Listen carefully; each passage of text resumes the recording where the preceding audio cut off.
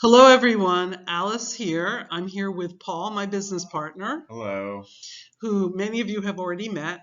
And we made this presentation to help the cotton ladies develop a successful business in Yupikari.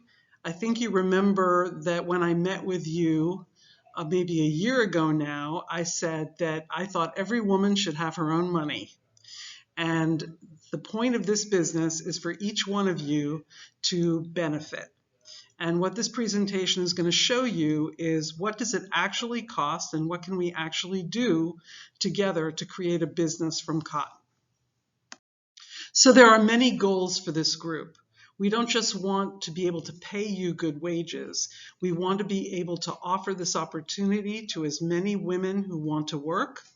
And we want to be able to use the farm wisely so that when it is no longer producing cotton, it can produce other crops that still make money for the group. But everything we're going to talk about is based on this group managing itself well. That is the foundation of everything we can do. So although we have been very focused on how to grow cotton and how to spin and how to weave, every business depends on a customer. And so it's the job of Wabani in the US to find you those customers and to make sales. So I really want to start by telling you about what we do in the US and how we think about the business, because we really think about it backwards. We start with who's our customer, where is that customer and how we're going to find that customer, and how much are they willing to pay for what we do. So we have three main ways of selling to people. One is on Facebook, where you can have a shop. Another one is on wabani.com, which is our website. And really one of the best places for us to sell is a place you may have never heard of called Etsy.com, which is a marketplace online strictly for handmade goods. And so people who are looking to buy handmade things go there directly to shop. So even though it's not as big as Facebook, it's much more what we call targeted, because the people who go to Etsy are far more likely to be our kind of customer. So the three pictures you see to the right are pictures of woven cotton lampshades that are available on Etsy. The one at the top is somewhat bigger than our small lampshade. The others are a bit smaller than our lampshade, but I'm showing them to you as comparables for what we're making so you can see the price range. So the middle one is 68 US dollars, and then the yellow one at the bottom is around $80, and the bigger one at the top is 143. So looking at what people are willing to spend on hand-woven cotton lampshades on Etsy, we have come up with a likely price of 120 US dollars for your lampshades. And we're talking in this presentation just about the 14-inch by 7 by 7-inch lampshade as an example of how we're going to collaborate.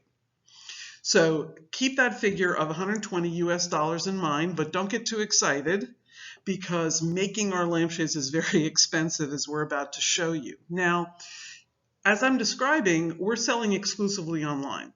Why aren't we just going to a shop and saying, please sell our lampshades? Well, that's because in order to sell that lampshade, a shopkeeper has to double or even triple the price. And that would put us way out of the $120 market, which we think is about the right number. So selling online saves us all kinds of money because we don't have to pay a middleman. That's why our focus is selling online. And we publicize, we advertise, we find customers and drive their traffic to our website, our Facebook shop, and our Etsy storefront through Facebook, Instagram, and Pinterest, which are all popular sites where our customers go. And when I talk about our customers, they're mostly women. They're generally between the ages of about 25 and 55, who buy handmade things, who love the outdoors, who care about the environment, etc. So we have a customer profile, and that's how we decide how to talk about our products and who to target with advertising for our products. So this presentation is broken into three main sections, which is the costs of growing, the costs of making, and the costs of selling, so that you can understand the entire picture, the entire cycle of the products that you're making. The first cost of lampshades we're going to talk about is the cotton farm. From talking with people, we've figured that we have about 5 years worth of growing cotton. And so the cost we are dividing into three different things. The first one is to pay back or cover the cost of what we've already put into the farm. The next one is the cost of maintaining the farm with tools and pesticides and different things that we need. And then lastly, we want to start setting aside money so that we can do the next farm. We do plan on utilizing, the existing well, the existing shade house, but we'll need costs of barbed wire and fence posts and clearing the property. So we're going to start setting aside monies for those things. On this slide, we're listing out our total farm cost to date. So this is how much we've spent to get the cotton farm in this project to where it goes. There's a cost of growing, and number one, we have a cost for maintaining the farm, and we've estimated it's about $105,000 a year, and we'd like to get your feedback on that because we are guessing. We also have the cost of creating the next farm, and so we think a future farm will cost about $128,000, and so we then divided that over 5 years. That's how we got the $25,000, and that's part of the number we're using to figure out how much to reinvest for the future. And then we also want to make an investment in the current farm to plant fruit trees or other plants, fruits, nuts, where that area, since it's been cultivated, can produce income for people involved in the project in the future. So we have estimated that the total farm cost per year is $180,000. And based on getting about 79 pounds in 2020, we figured out that to be $2,286 in cost per pound that we grew. So then we figured out how many lampshades that we could make with that amount of cotton. And if we use the small size lampshade that we've been making, we can make 189 lampshades. And so when you divide that up, it becomes $857 per lampshade. And that's the cost of growing the cotton. So you can see there are some immediate problems. For one, we don't have enough weavers to make 189 lampshades to a great standard every year. We also don't know if we can sell 189 lampshades a year. So we're going to estimate that we can make and sell 120 lampshades, or 10 per month per year for now. And we're going to talk more about these bottlenecks. We have a bottleneck in terms of how many we can actually make, even if we have enough cotton.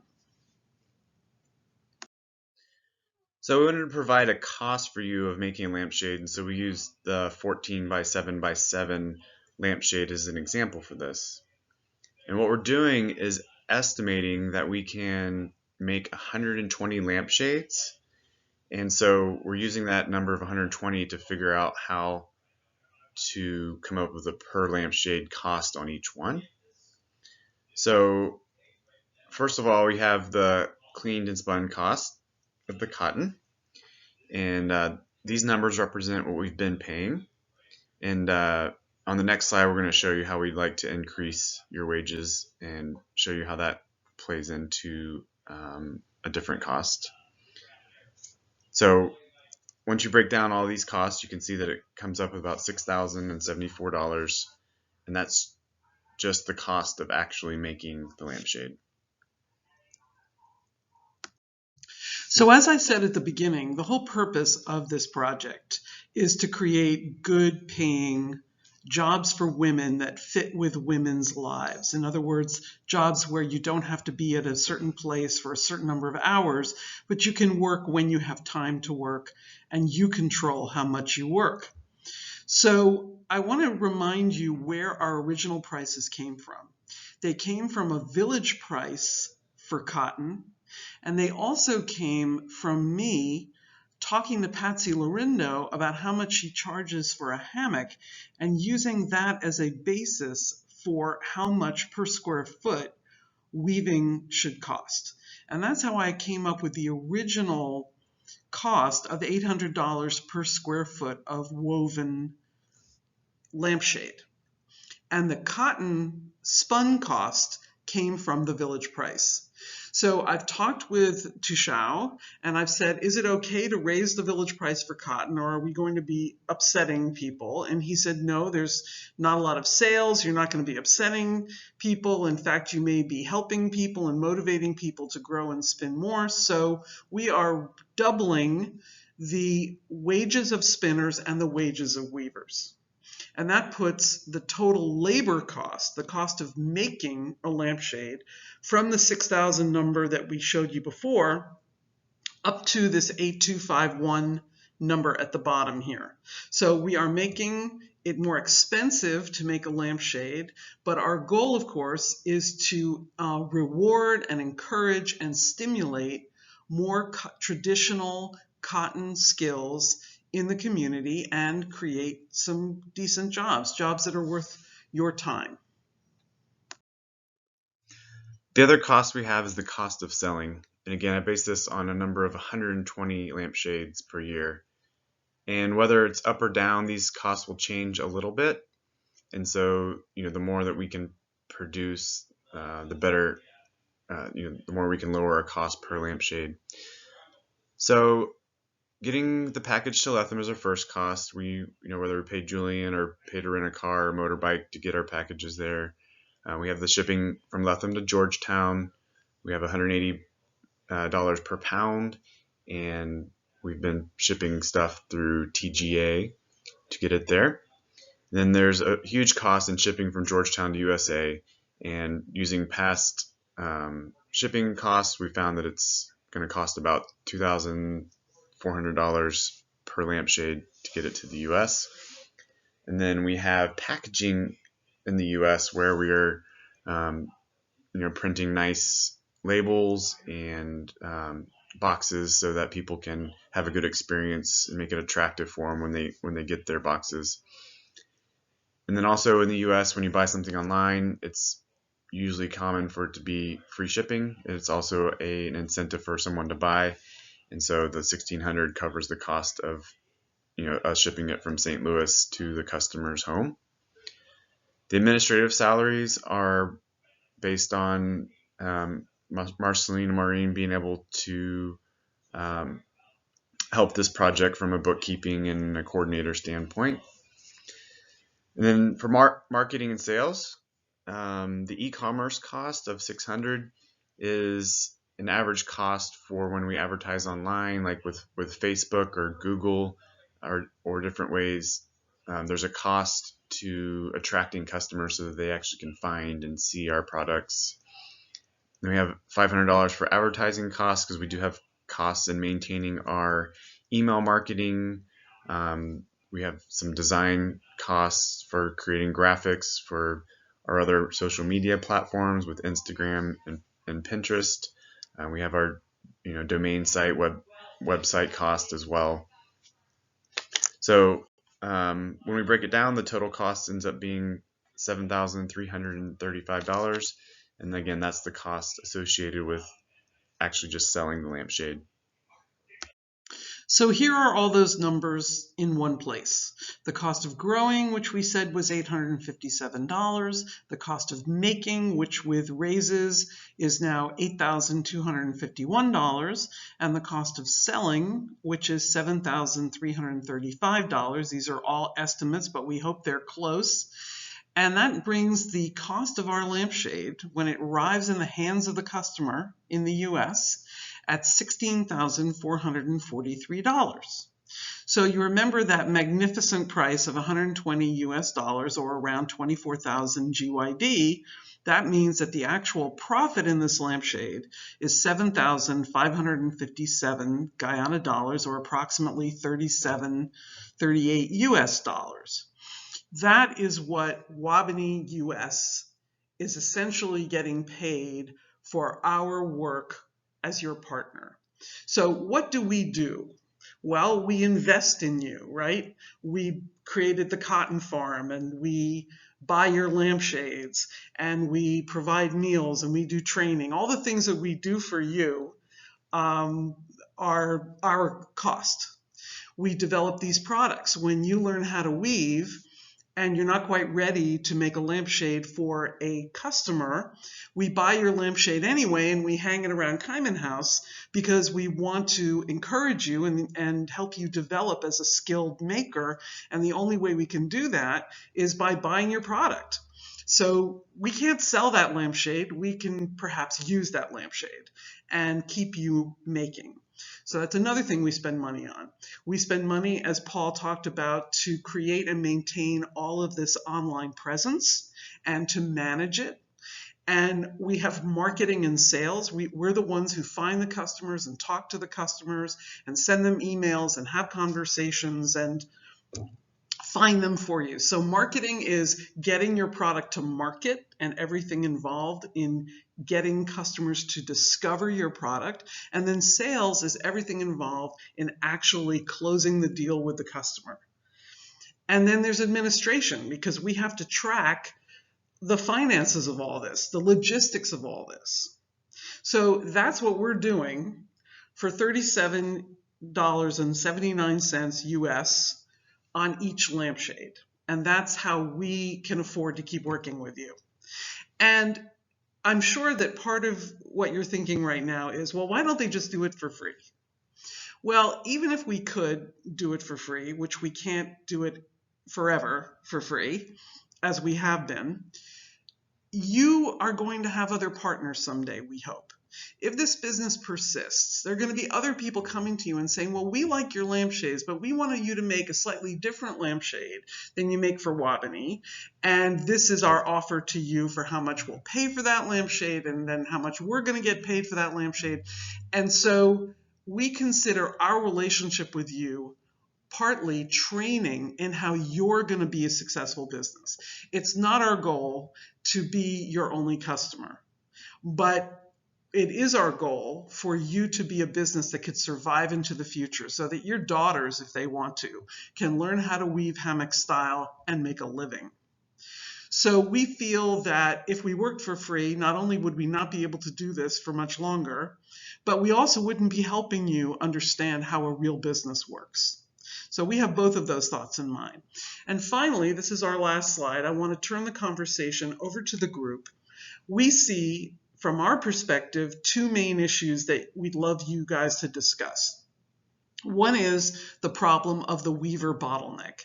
Do you want to become weavers? Do you want to hire weavers like Catherine Duncan and Patsy Lorindo, assuming they're willing to help us out?